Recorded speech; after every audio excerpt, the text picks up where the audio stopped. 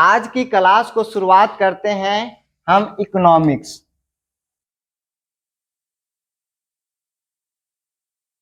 Economics को हिंदी में कहा जाता है अर्थशास्त्र।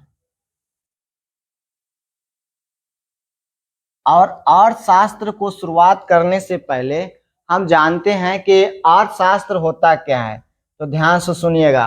मनुष्य की आर्थिक गतिविधियों का अध्ययन जो है वो आपको अर्थशास्त्र कहलाएगा। मनुष्य की आर्थिक गतिविधियों का अध्ययन अर्थशास्त्र कहलाता है। अब बात करते हैं कि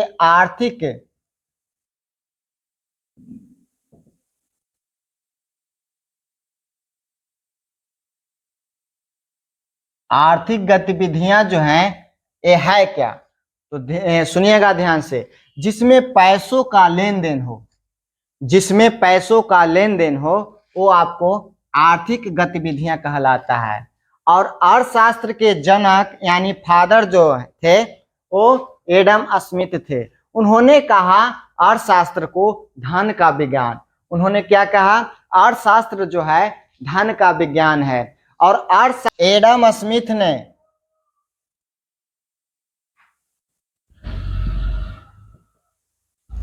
ने एक प्रसिद्ध पुस्तक लिखी थी। उस पुस्तक का नाम था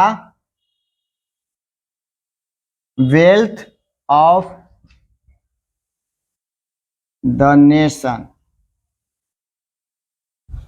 wealth of the nation. Adam Smith ने इन्हें 1776 ईस्वी में लिखा था। एक प्रसिद्ध पुस्तक का नाम है जिसका नाम है वेल्थ ऑफ द नेशन। इसमें दुनिया की सारी संपत्ति के बारे में बात की गई है। अब बात करते हैं कि अर्थशास्त्र को कितने भागों में बांटा गया है। तो अर्थशास्त्र को दो भागों में बांटा गया है। एक आपको हो गया माइक्रो इकोनॉमिक्स, एक आपको हो गया मैक्रो इकोनॉमिक्स।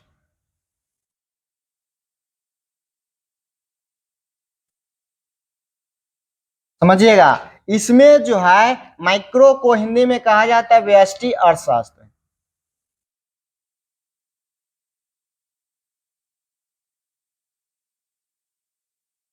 अर्थशास्त्र। और मैक्रो को कहा जाता है समष्टि अर्थशास्त्र।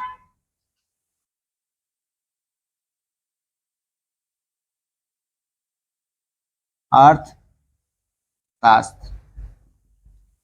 देखिए माइक्रो में जो है इसमें आपको छोटे छोटे इकाइयों को सम्मिलित किया गया है। अर्थव्यवस्था के छोटे छोटे इकाइयों को सम्मिलित किया गया है। जैसे कि अगर बात करें तो जैसे में आपको हो गया एक उत्पादक, एक उपभोक्ता, परिवार। और इसमें जो है बड़े बड़े इकाइयों को सम्मिलित किया गया है। मैक्रो इकोनॉमिक्स में बड़े बड़े इकाइयों को सम्मिलित किया गया है। और इसमें देश और विदेश के जितना भी सारे आय है सबका अध्ययन इसी में हम करते हैं। तो याद रखना है अर्थशास्त्र को दो भागों में बांटा गया है। पहला माइक्रो और दूसरा मैक्रो। माइक्रो और मैक्रो शब्द का प्रयोग रंगनाथ ने किया था। रंगनाथ